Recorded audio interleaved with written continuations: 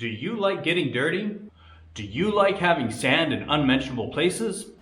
Do you like wearing a mask all day? Then maybe sandblasting is the career for you. Watch now for this 10-minute introduction to how sandblasting can be an interesting career path. Learn how to sift sand, sweep the floor, dig through layers of paint, primer, and Bondo to see how bad the repair was made by the previous owner. But wait, there's more. Act now, and you can also learn to sit around while the compressor cools. Figure out how the sand gets trapped in your socks. Call 1-800-555-5555 and order today. That's 1-800-555-5555.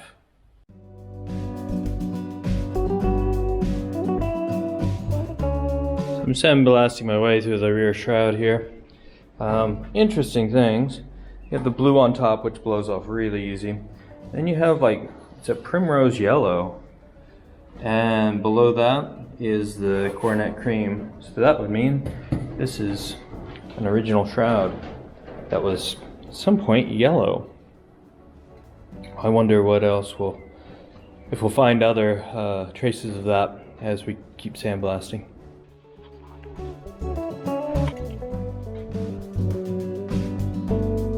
So I'm not seeing any original paint on this. We have the red oxide primer, some gray primer, some dark gray. I think it's gray. Might be black. And then the top coat. I've seen no coronation cream on it anywhere.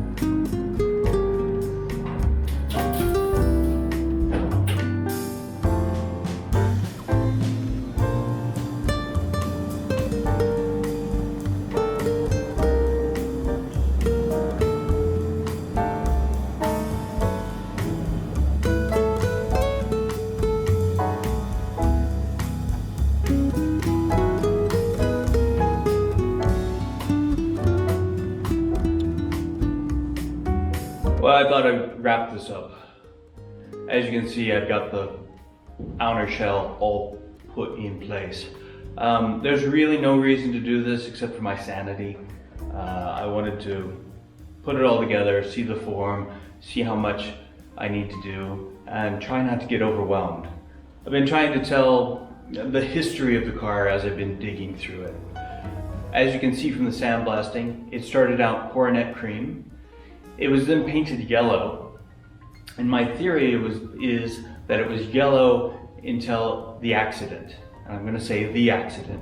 I don't know about the accident. It could have been multiple accidents, but from the evidence I've seen on the frame, it had severe damage to the front right side that had been fixed. Now it has a whole new frame, so that's not a problem at all. Also, the front right outer wing has been fixed. It looks like they've bodged on the very front of the fender from a later model. There was no yellow paint on the top shroud, and if you remember, the hood, the bonnet, if you will, was steel instead of aluminum, and the boot is definitely original, and it's aluminum. So it should have had aluminum bonnet and aluminum boot lid. So here's my theory. I think the front end was smashed up really bad to the point they needed to replace most of the front part of the fender, the hood, the shroud, the front shroud, and the bonnet. I think that also damaged the firewall. As you can see, it's wrinkled. Possibly it caused further damage, going as far as the dashboard needing to be replaced, because it doesn't have the original dashboard. So I think the car was restored and painted blue with some new parts, and then, you know, that's the condition we found it in when we got it. So it's always fun digging, finding the history of the car, and seeing what's original and what's not. At this point, this is the point I want to get. I feel like I'm getting overwhelmed. There's so much to do on the outside to get it looking good.